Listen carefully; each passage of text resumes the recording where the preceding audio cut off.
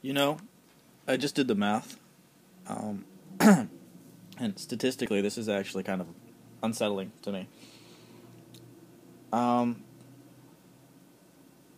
I've been in 7 relationships in my life, 7 dating relationships, and of those 7 dating relationships, um, 6 of those have been with virgins at the time. Um, but you think, that's not, no, I didn't start dating until I was a verified adult. I didn't start I didn't start dating until I was 20 years old. Um, so that actually probably says a lot about me. Not sure exactly what. Maybe I'm drawn to innocence or something, or I don't know. But I've come to determine that most of these girls had something wrong with them anyway. Um, and, okay, of the 7 girls that I've dated, the first one got bored with the relationship, and instead of just straight up breaking up, she implied that she'd cheated on me. She didn't. I found out later she did not actually cheat on me. Implied that she had, in an effort to get me pissed off to the point where I would be the one to break up with her, so that she wouldn't feel bad. She wouldn't feel the bad emotions of being the bad guy by breaking up with me. That was Crystal. The second girl I dated, Katie. Is it Katie or Betsy? No, Betsy. Okay, yeah, Betsy. Betsy was the second girl. She was just boring, like complete boring. She was a PK. She was a preacher kid. Very, very boring girl. Very, very, very, very, very boring. When we broke up, it was like, nothing. Third girl I dated, Katie. Katie was weird for the sake of being weird. I don't think she had a genuine bone in her body. Everything was an act. Very dramatic. She made my first tour a living hell.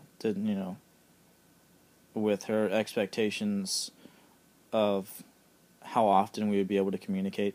It actually got to the point where, she was nagging me when we were stuck at Fort Bragg for a month before we were released. She was nagging me about me spending time with my brothers in arms, and told me that she refused to come down if my parents came down, because she wouldn't be able to handle riding in the car with my mother for that long. While I was deployed, she refused to go to school or get a job. She just stayed at home. And she flat out told me that my mother was a bad mother. A little bit crazy. Number four was Melinda. She was a little bit boring. She wanted nothing to do with any of my family. In fact, we took a cross-country trip with her, and she didn't speak to anyone except for me the whole time. We ended up breaking up because she enlisted in the Army, which I'm fine with that. That's not an issue. I was in the Army for a long time. Enlisted in the Army active duty with a job that would take her to Korea. Yeah, pretty sure if she was living in Korea, there'd be no way that I could come visit her because, plane tickets are expensive. I was actually going out and visiting her. She lived in Ohio. I was going out and visiting her for a couple days every week. Which, it was whatever. That was number 4, right?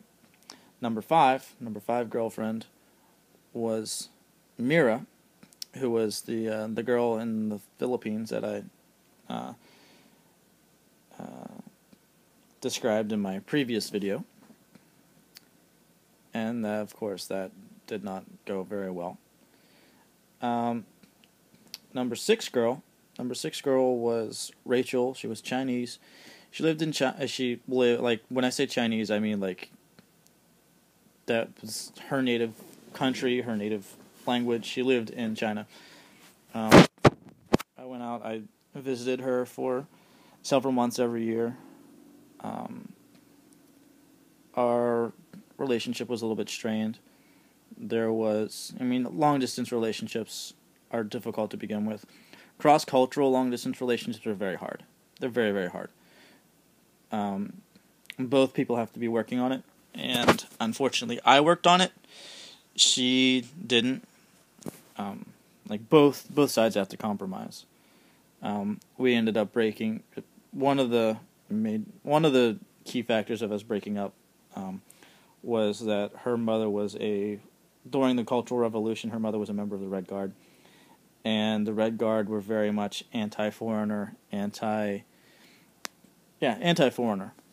And the fact that I am a foreigner, the fact that I have been in the military, it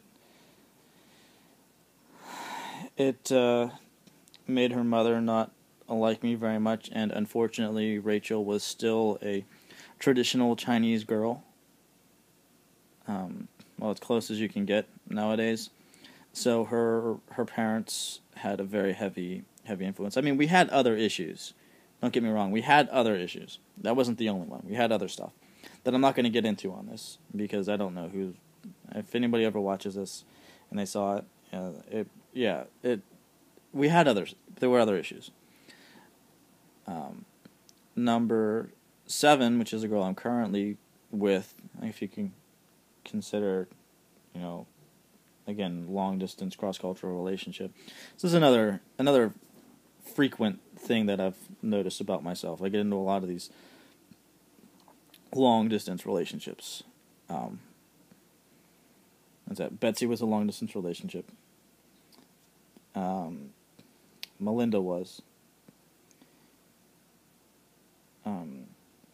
Rachel, Mira, and Mitch. That's 5. That's 5 right there. 5. Mitch, who's a Filipina.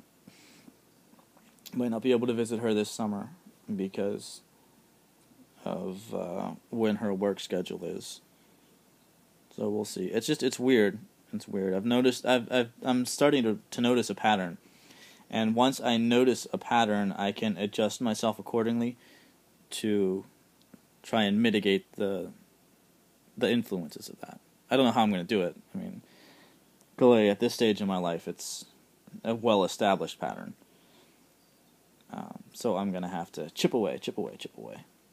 But we'll see. That's about that. If I think of something else to say later, I might make another video. But if I don't, until next time, stay safe, keep your head down.